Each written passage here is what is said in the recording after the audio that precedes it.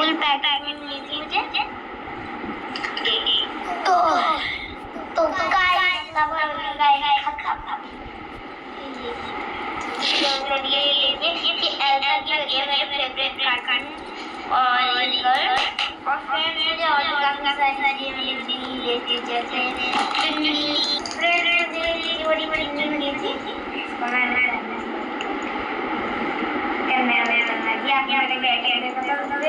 ये मिली थी और एक चॉकलेट मिली थी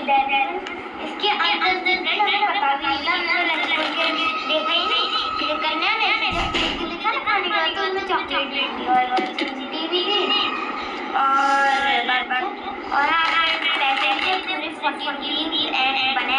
और बाकी ये जो हमने बनाया था कंचन में काफी सारी चीजें थी तो ये था मेरा मुझे तो काफी अच्छा लगा और मेरा फेवरेट फेस्टिवल नवरात्रि है। तो बाय बाय। अगर आपको अच्छा लगा तो लाइक सब्सक्राइब और कमेंट